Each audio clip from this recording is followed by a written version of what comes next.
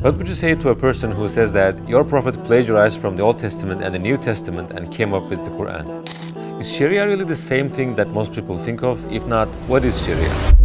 Because I really didn't want to become a Muslim. I really didn't want. Even after I saw all the arguments, all the facts, I still didn't want to become a Muslim. But in the end, I ended up becoming a Muslim. When I look at Christianity, I always see it as a book with a lot of truth, but not the complete truth. Some people ask me, why do you left the team of Jesus? And I told them, well, I didn't left the team of Jesus. Jesus is in our team as well. Assalamu alaikum, Brother Yoram. Thank you for accepting our invitation again. Our first interview with you had a huge viral impact with more than 4 million views now. Were you expecting such an interest or were you surprised?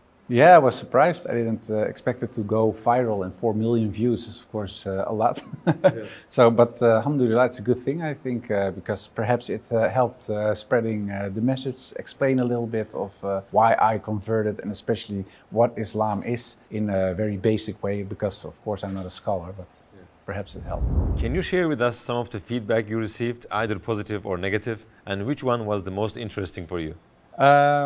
Well, there were like a dozen people who said, well, for me, it was the last push. So they took Shahada. Yeah, so there are a few people that became Muslim, and not because of our interview, of course, but it helped because they literally said that was the last push. So yeah, that's I think a remarkable thing. And of course, there was some negative feedback as well, but that's normal, I think. But the most remarkable feedback came from a guy who was a Buddhist. So it was very funny.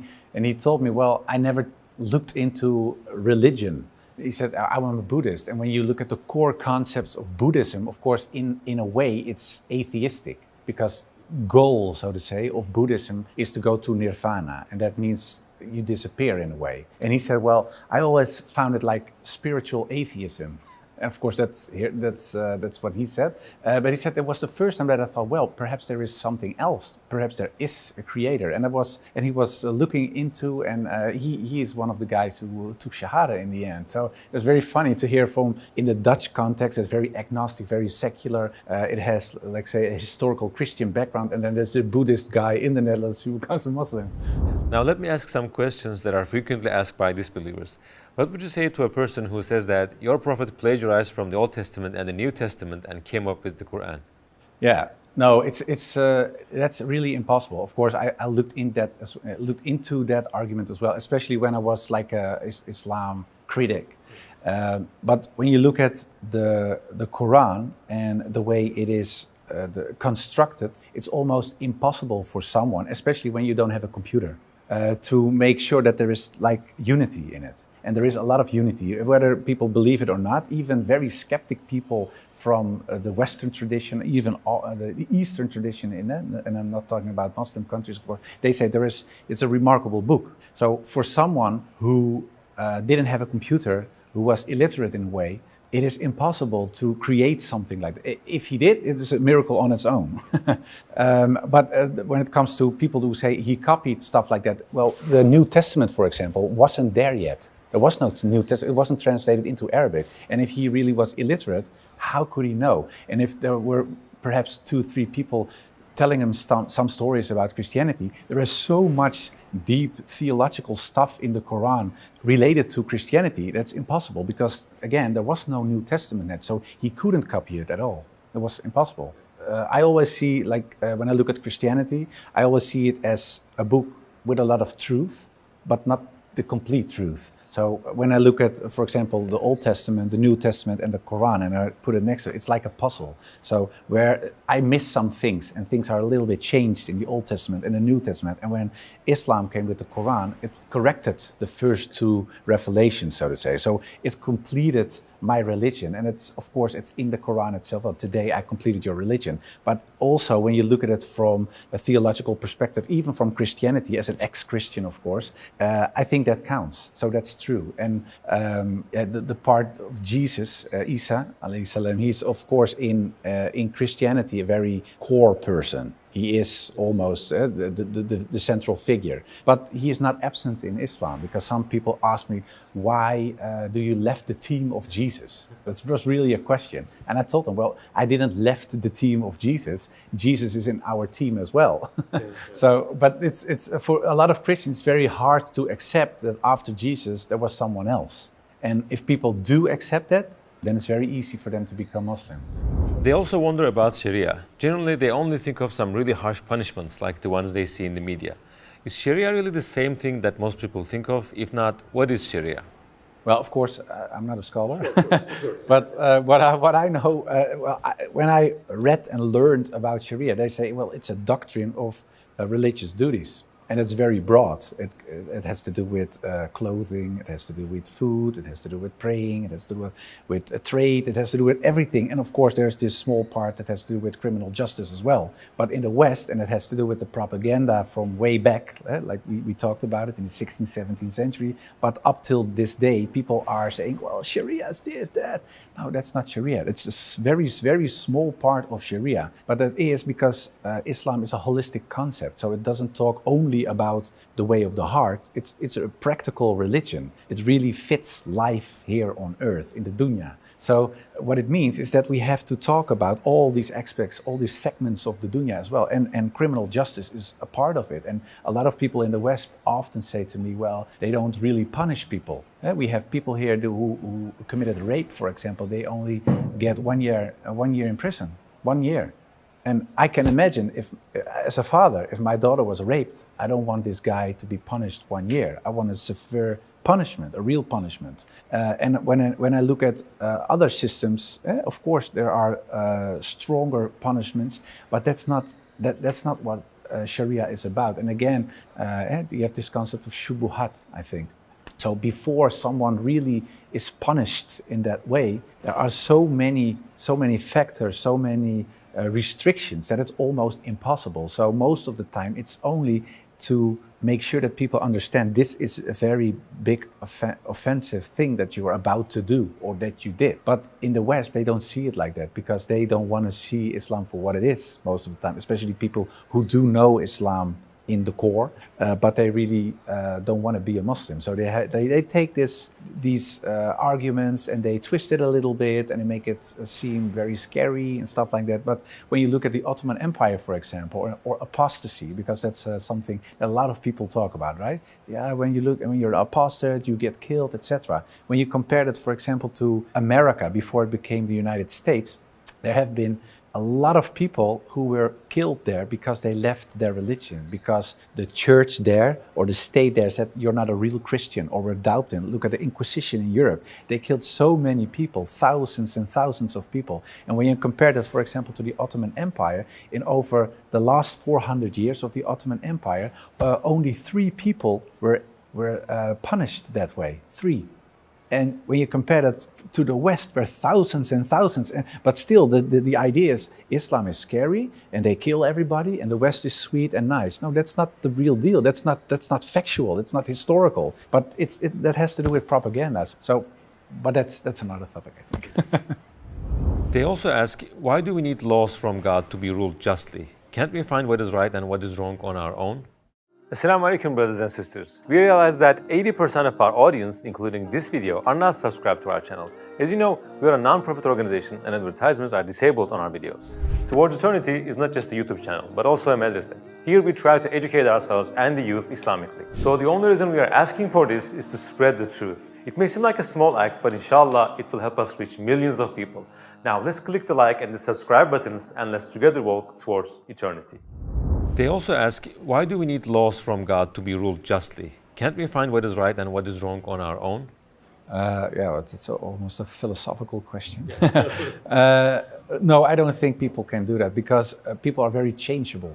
And when you look at the history, and of course I'm a Western guy and I live in the West, when I look at the history of the West, the times that people thought they could do without a deity, without God, Allah, it didn't end up very well. When you look at, for example, the DDR, Eastern Germany, or when you look at the Soviet Union, for example, Russia, they had communism. And in communism, the state religion was atheism. And there have been a lot of ulama who were killed there because of the fact that they were Muslim and they were preaching religion and the belief in one God. They were killed, slaughtered in a horrible way, but also Christian monks. There were a lot of people really killed. So if people say, well, religion always causes violence, well, look at the Soviet Union. They were explicitly not religious and they committed horrible crimes. Over 20 million of their own people were killed, let alone the other people. Even in Albania, that used to be a Muslim country, of course, when they were under the communists, Enver Hoxha, he killed a lot of people. In China, North Korea, there are so many contexts, and of course, sometimes things change, fortunately. But when you look at the idea of people ruling themselves without the guidance of God, it doesn't end up well. Well, even when you look at the Second World War, when you look at Nazi Germany, from 39 till 45, he ruled practically the continent of Europe. But there were so many people killed. There were even disabled people who were slaughtered in the most horrible ways.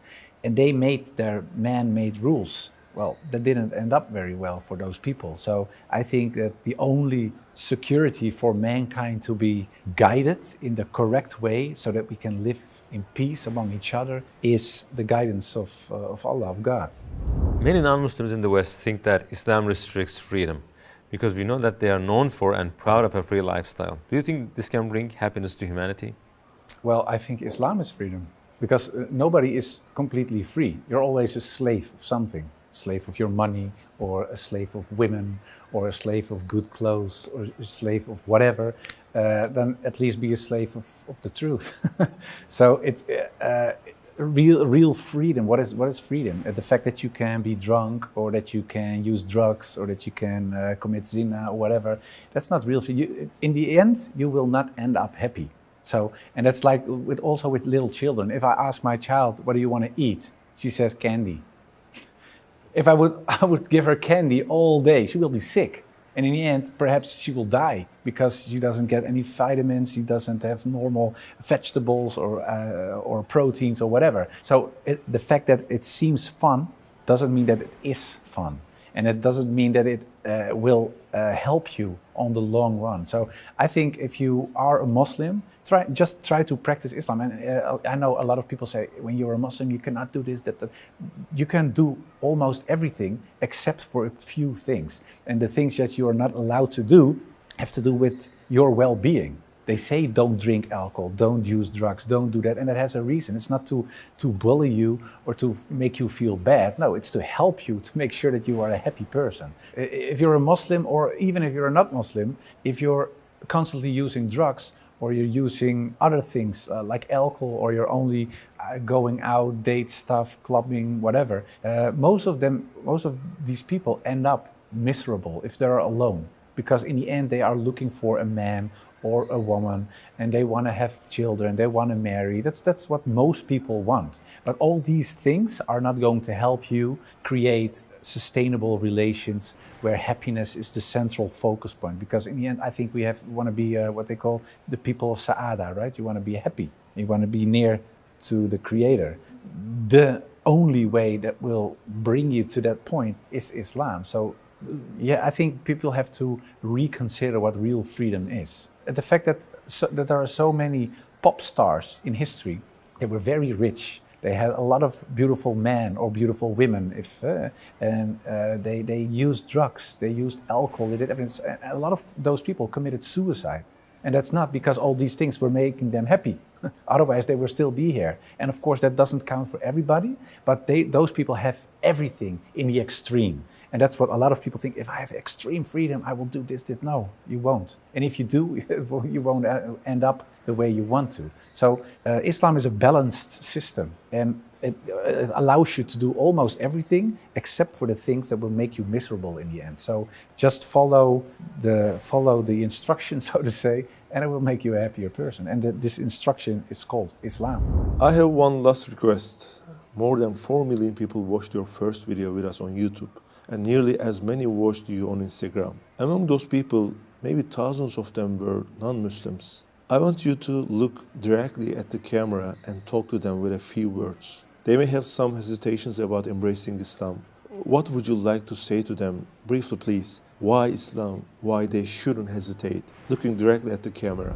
For all the people who are not Muslim yet, who are hesitating, whether you're agnostic or atheist or Christian or Buddhist or Hindu or whatever, it doesn't matter. I wish for all these people, for you at home as well, of course, Islam, and not because I think you're a bad person or whatever, and I think that goes for most of the Muslims. It's not that Muslims think you're a bad person if they want to convey Islam to you, but only, like I said during the interview, Islam really gave me peace of heart and peace of mind. And a lot of people think, well, it's very hard to become a Muslim. I have to pray 5 times, I cannot do this or that. I know from experience that it's not that hard. In the end, it made me happier. And if you really are dedicated and if you really follow the truth and if this is really what you believe, things go very easy. So I would suggest and advise people to look into Islam, study it objectively. Don't look at what the Muslims do, look at what the ultimate teacher, Muhammad, peace and blessings be upon him, did, and let him, in a way, convince you of the truth of Islam.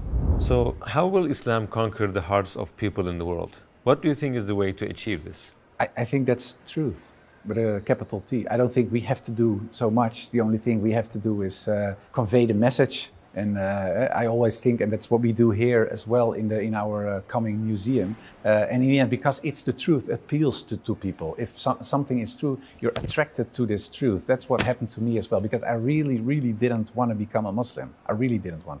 Even after I saw all the arguments, all the facts, I still didn't want to become a Muslim. But in the end, I ended up becoming a Muslim. Why didn't you want? It was like I said in the beginning, after I picked up the Quran and when it fell from the closet, and it said in Surah 22, this is ayat 46, and it says, it's not the eyes that are blind, but the hearts. And that was really what my problem was. And I think that's a problem for a lot of people in the West, because it's not the problem of the eyes. You can see the arguments. If you really want to see the arguments, if you want to see the facts, just look it up. They're there in front of you. So there's nothing wrong with your eyes. You're not blind, but you don't want to. And that's something else. It's a problem of the heart. And it could be because you don't want to accept the fact that there is a creator, or you just don't want to be a Muslim, or whatever. There could be a lot of arguments, but it's not a problem of the mind. It's not, rationally, Islam is very easy. It's more, are you really down? Are you really open to receive the message? So that's a problem of the heart. Nowadays, people mostly think that Muslims are defeated and left behind. If Islam is the truth, why is that the case? If you see Islam, for example, as the sun, that's up there, shining, being beautiful, you cannot touch it, it's untouchable. And if we as Muslims are living in a basement, and we can say, where's Islam, where's Islam? We cannot see Islam. No, it's because we are in the basement. We should get out of the basement, walk into the garden, look up, and then we see Islam. And that goes for the other people as well. If it's a cloudy day, because they have this cloudy perception, they don't see it. So it doesn't mean that there is no Islam. The Creator is there. Islam is there, it's up there, it's untouchable, it's beautiful. It doesn't matter what you say or do, it's still there. So Islam has never been defeated, it's there. And that Muslims don't always live like Muslims, that's our responsibility. I think if we did live like Muslims, you will still be on top, because in the end, you were once, of course, like the ruling nation of the world. You taught a lot of people, you spread the truth, but in the end, people start arguing, stopped being real Muslims in a way. And then, of course, that's how the world works. Then someone else comes. And so it's up to ourselves. If we don't see Islam for what it is, and we don't act upon it, then we can complain. But that's our own responsibility. Because I never saw, even when I was a very anti-Muslim politician, I never saw Islam as something to pity. I saw it as a danger back then, but I still respected it in a way because of the fact that I saw it as a danger. But nowadays I see it as the truth, the ultimate truth with a capital T, and it's the most beautiful thing. So you don't have to walk away or shine away because of Islam. No, be proud, act upon it, be a real Muslim. If you really believe in a hereafter and you really believe in a Creator, then you want to do everything for this religion, in the most positive sense, of course. So that's what we should do. And if we do that, you will rise again. You know that Islamophobia is rising in the world. How do you think we can deal with this issue? Well, I think there are two ways. One is just live as a Muslim, show good akhlaq in a way. And that's because most of the people in the beginning, in the old days, so to say, they were so impressed by what they saw. When you look at, for example, in Indonesia, people who, merchants came by, and they never talked about Islam in a way that other people should become Muslim, etc. They were just being Muslims, they were trading, and the people over there, they were still Hindu back then, they said, wow, what is this? They have this beautiful concept, they believe in God, etc. They're clean, they're very honest. It's a beautiful something. And they wanted to have this as well. And that's why they became Muslim. So there was no real hardcore preaching or whatever. No, they just was looking at the akhlaq of those first Muslim people becoming, visiting Indonesia to trade. And I still think that's the best way. If people see all these horrible things on television and they're scared or they're ignorant or whatever, and they say good akhlaq from the Muslims, they will see, hey, what I see on TV, that's not the reality. When I look at the Muslims, that's what Islam is. And a lot of people don't read the Quran, they don't read Hadith, they read you and they read me. So let's be an open book and the best book they ever read. I think that's very important. And of course, the other part is education.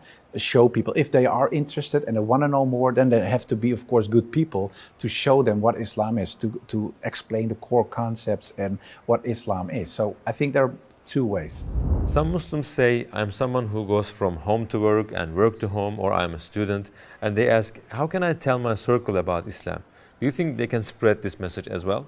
Yeah, of course. Everybody, all Muslims should, in a way, invite people to Islam. And even if people are already Muslim, you can boost each other's iman. So I think you have to build each other up a little bit because it's a hard world we live in and it's not always fun. And there's a lot of sorrow and there's a lot of grief. But we have our comfort in Islam, of course. So if you are able to comfort people and to strengthen people and to boost their iman, it also gives satisfaction. Because if I have a very dull job, for example, I have to stamp all the day, but I have a colleague that is not a Muslim, but he has some questions, you can talk and then it's very fulfilling. So the fact that you are there at that specific moment, specific time, that has a reason. So nobody is here without a reason. So as long as you realize that you have a function in this world, you are placed here with the grace of Allah to do something, well, do something and do something for the religion. Brother Yoram, thank you very much for this beautiful interview again, and I pray that you will serve this ummah until your last breath. Likewise. For the second time, we tried really hard to make you sweaty, but we couldn't. You don't sweat. It's cold. Thank you for joining us. Yeah. Well, thank you too. It was an honor again to be on the show, and I think you're doing great work. And inshallah, you'll help spreading the true message of Islam and show all these people, all these different kinds of Muslims, black, white, old, young, men, women, etc. So it's I think it's a great thing you do. Feel blessed.